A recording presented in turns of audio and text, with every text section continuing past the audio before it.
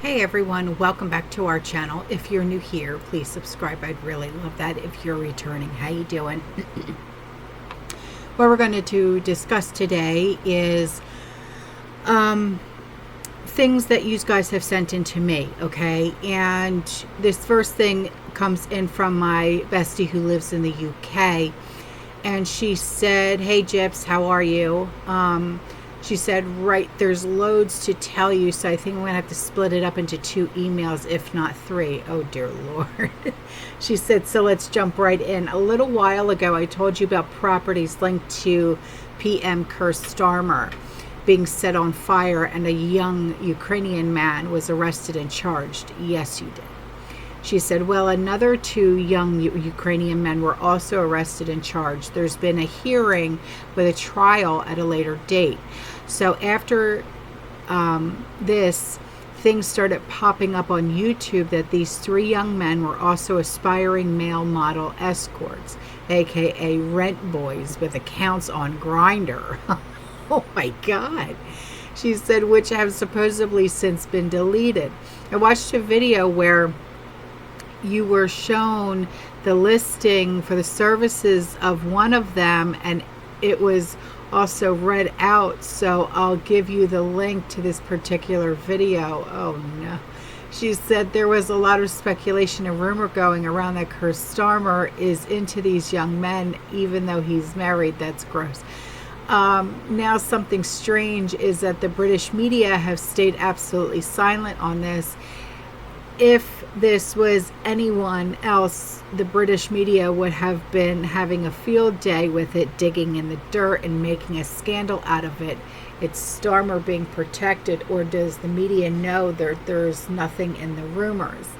Then a little while after, a 4th man was arrested and charged, but I haven't seen or heard anything more about this.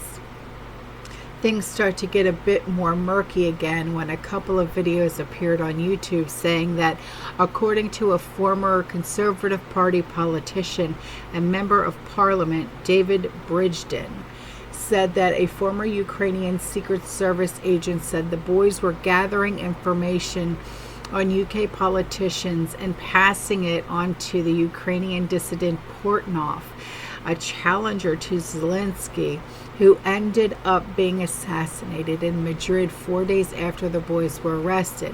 The plan is to replace Zelensky and continue the war. And once again, the media was remained stonewall silent on this too, but why is the question? Wow. There is much more to this story than what the public have been told, so it remains to be seen whether the truth will ever come out at all. No, it'll never come out. Next up are a couple of things that dominated UK news for weeks and weeks, so here's goes. Our Labour Party government are on a cost-cutting exercise, but also money-grabbing where they can. So first they decided to wage war on the pensioners by raking away their winter fuel allowance. Only pensioners on a low income whose pension was topped up with the benefit pension credit were allowed to keep their fuel allowance. Of course, this caused outrage, and eventually the government were forced to do a U-turn on this. They said that pensioners with an income of less than $35,000 would claim the winter fuel allowance. So this means anyone who had it stopped will be able to have this winter fuel allowance again. There are millions of people and families here in the UK who do not earn anywhere near $35,000, especially those on minimum wage. Just thought I'd mention this. I won't bore you with all the details about this, but I will give you some links. The main point is that this policy backfired on the government big time, and they were forced to change it. Also, the government intends on making pensioners pay tax on any savings over a certain amount. And more recently, I've seen things about pensioners withdrawing savings to avoid this. How true this is, I really don't know. That's crazy. No content with screwing over our pensioners. The government decided to target sick and disabled disability claimants all in the name of cutting costs and saving money on their benefits bill. I won't go into the details of our benefits system and all the different benefits. It won't mean anything to you as you don't live here in the UK. We have additional benefit called Personal Independent Payment, or PIP, which sick and disabled people can claim on top of their existing main benefit. PIP is for the extra costs like buying disability aids, paying for taxis to appointments, and that sort of thing. We have the same thing. Yeah. PIP works on a point system whereby you are awarded points per task set out on the claim form, and usually claimants have to attend an assessment. PIP is awarded for a certain amount of time and then gets reassessed. Anyway, the government wanted to cut the amount of PIP they're paying, which meant many health conditions would not be eligible, along with the introduction of having to score 4 points for at least one task descriptor. Many people only score 2 points per task, so if they don't score 4 points in one section, then they will lose the benefit altogether. The government were wanting to push this through without any proper consultation, but once again, the government were stopped in their tracks. Well, sort of. The government then said these rules would only apply to new claimants, and that existing claimants would be exempt from the 4-point rule. That's all well and good, but what about when the claimant has to be reassessed? Are the new rules going to apply then? You would think. This is what I'm thinking, and certainly don't trust anything that this government says. I don't think anybody in any country really trusts their government if you really think about it. You know what I mean? So then she says, then the media kept going on about this creating a 2-tier system in the future. Also, the government has agreed to do a consultation or publish a green paper next year. So to me, this cost-cutting exercise has not a complete U-turn. It's merely been deferred until next year. Also, we have several benefits here in the UK. Most of the older ones are now referred to as legacy benefits, and there is now a newer benefit called universal credit, and claimants of the older benefits are slowly being migrated over to this universal credit. The idea is to have just one main benefit for all working age claimants, as the current system is too complex, etc., etc. Universal credit does have a limited work capability component, so sick and disabled claimants get this as a top up as well. And surprise, surprise, the government is wanting to reduce this extra top-up element as a universal credit too. I really don't know too much more than what I've told you, but I will also mention that when I first heard about universal credit some years ago, and that it was one benefit for everyone and one amount of money, my first thought was that it sounded rather like the universal basic income. That's why I paused, because I was thinking to myself, my gosh, this sounds like the UBI. Yeah. It's exactly what I was thinking. She said, I wish I would say this is universal credit is definitely the UK's first incarnation of UBI. It's exactly what it sounds like. Now the government also wants to spy on people's bank accounts, especially benefit claimants, under the guise of fraud, error, and debt bill that they've come up with. I saw reports that this would apply to everyone. Then I saw reports of it being just benefit claimants. Only more recently, this bill would include people who have claimed benefits in the past. Apparently, some banks said no, but with this fraud bill, I don't think they've got a choice. The Department of Works and Pensions, or DWP, are the ones going to be requesting info from the banks. This is due to take effect in 2026. The legislation is designed to target benefit fraudsters and people who receive overpayments made in error. Further details have now been provided on the proposals for the DWP to monitor people's bank accounts closely. Under the changes, benefit cheats and people who have received overpayments in error could face driving bans for periods of up to 2 years if they reject all chances to repay the money they owe. Well, you know what? Not for nothing, but there's people here in the States that literally get food stamps and Medicaid and this, that, and the other, and they're driving brand new freaking BMWs and brand new this and brand new that, while people like me and my husband that literally work our asses to the bone, and we're driving, I drive an '07 Ford Focus and he drives an '07 Nissan Maxima. Know what I'm saying? So I don't blame your government for doing that. I wish our fucking government would do the same thing. Okay? So, she says that the DWP will be able to collect information from additional third-party organizations such as airlines to verify if people are claiming benefits from abroad and potentially breaching eligibility rules. The financial department will not have direct access to bank accounts of millions of people on means-tested benefits, including universal credit, pension credit, or employment and support allowance. The legislation only permits banks and other financial institutions to share limited data and excludes the sharing of transaction data. This means DWP will not be able to see what people are spending money on. Well, on this last point about not being able to actually see a person's transactional data, I'm going to say it's only a matter of time before this happens, because their new legislation has already given them a foot in the door, so to speak. And once they have that, then they can lighten up even further in the future, can't they? I don't know. She said privacy here in the UK is being eroded to zero, and there's more to tell you concerning this, but I'll go into another email. Yeah, there's some things that I wanted to talk to you about too, about that shit. She said also the government is wanting to make pensions in the future means tested. So that means you will only get a pension if you have no other sources of income, and how much you will get depend on what other savings and financial assets you have.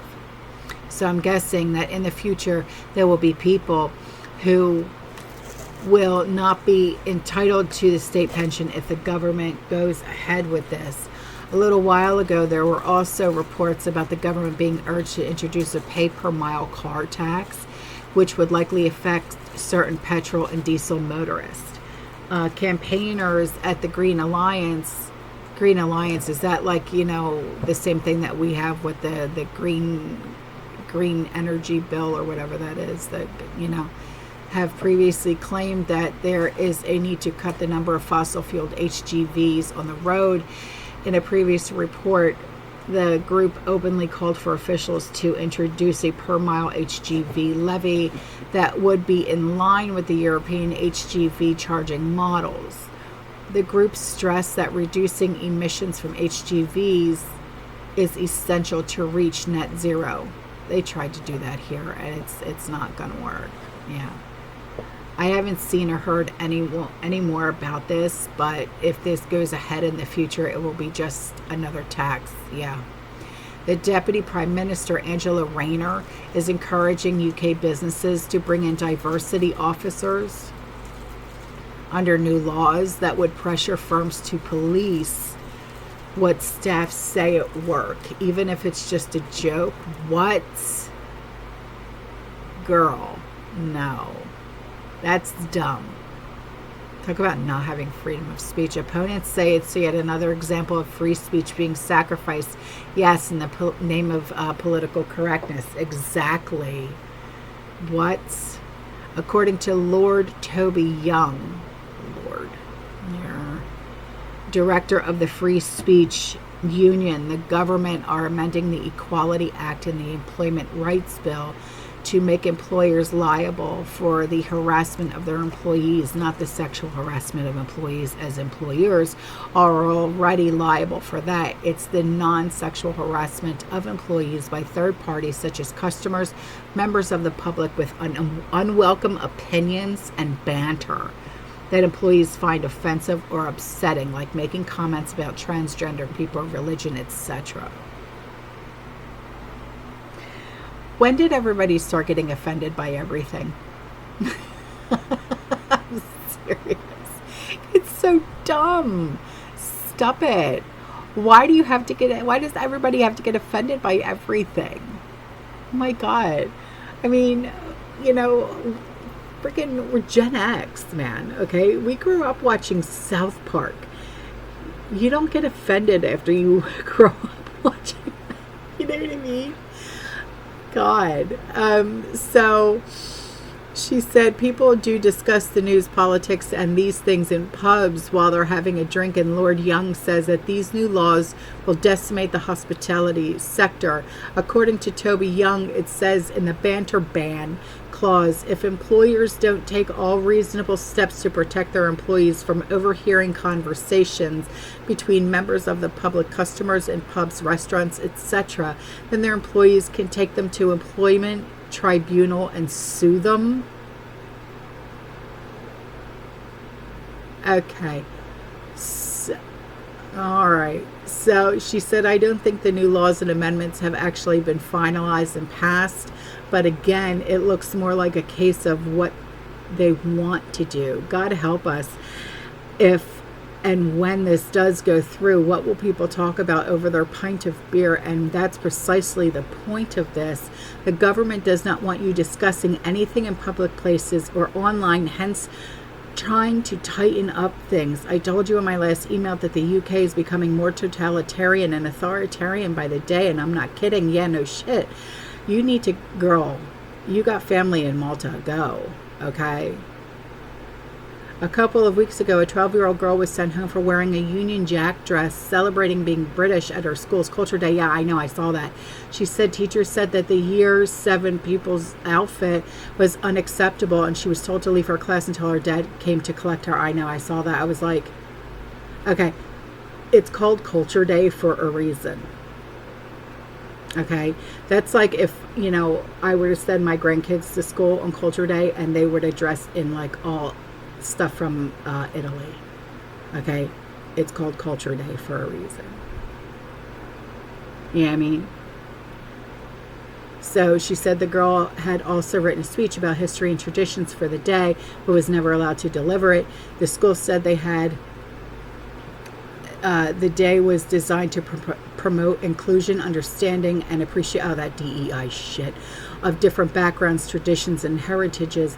In a permission letter sent to parents, in a poster posted on Facebook, the school encouraged students to consider wearing attire that reflects their nationality or family heritage, and that's exactly what she did. She wore a dress with the British flag on it. So, what's the deal? She said the girl's father said that the school's actions went against the message that the other pupils from with St. George flags and Welsh flags were also turned away. Okay, well then, why did they tell them to dress like that? And then they can't just turn them away if they told them to dress like that. What the hell? You know what I mean?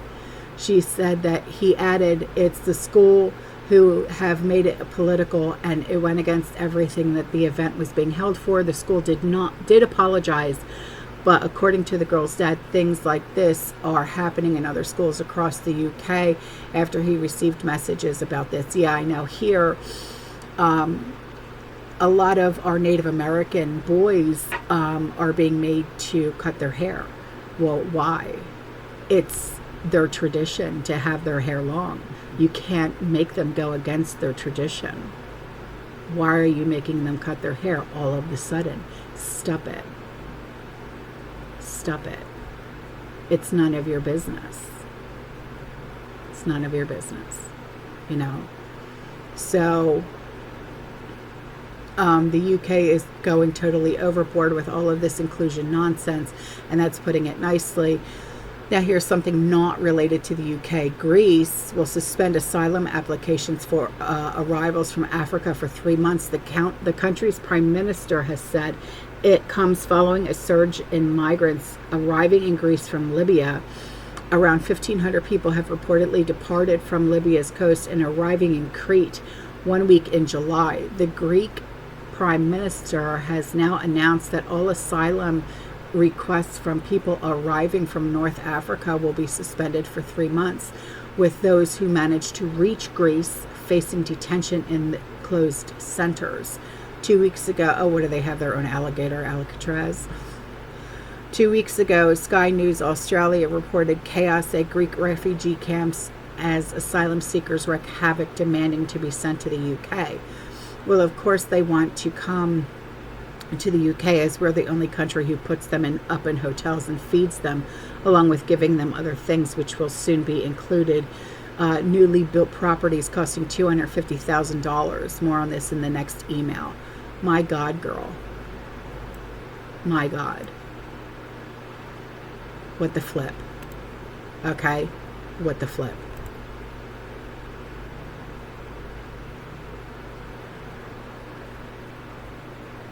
My God. All right. I have some stuff that I wanted to show you guys, okay? A community member, her link is in the description box below, okay? She owns her own small business, and she's doing fantastic.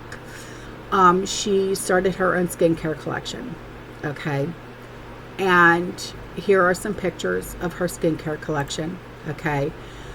And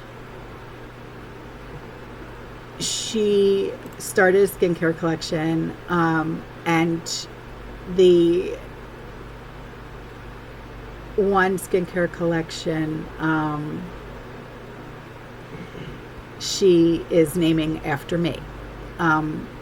It's called Drink Coffee and Fear Less. It's a collection, and I wanted to share the pictures with you guys because I am just so proud of her. Joni, you are just doing amazing, girl. Okay? And it's has shea butter, mango butter, and cocoa butter with a hint of vanilla essential oil and coconut essential oil. She's making also chocolate lip balm, foaming coffee, sugar scrub, and spearmint body butter. She will only be making 6 sets a month, and she's currently also working on 2 other collections called Unicorn Kisses and Nunya Beeswax. And oh my God, I am just so proud of you, Joni. I can't believe you're doing this. I am just so proud. I mean, it's just amazing that you, one of my greatest friends, was able to do this. You're so inspiring. You're so inspiring. She said that her home smells like Wrigley spearmint gum. She said the body butter is luscious. It's so amazing, girl. I am so proud. I am so proud of you. And I wish you just the best of luck. And I can't wait to get it in the mail. Because I'm going to be just so smiled. I really am. So this was sent in by a community member. This picture was taken at her house. And she said it was raining. And it was foaming out there in the rain gutter. She said, I'm clueless as to why it's doing this. She said, now I'm going to put out a cup or something and see if it gets foamy too for when it rains again. This is just strange. You know what that kind of looks like? Like milk or something, right? From like a frap, you know? Strange. I always have to, everything just looks like it comes from a coffee. Stop it. All right, guys, I am out of here, okay? I will see you in the next one. You stay safe, you stay positive, you keep rubbing. And as always, fearless and God bless. Ciao.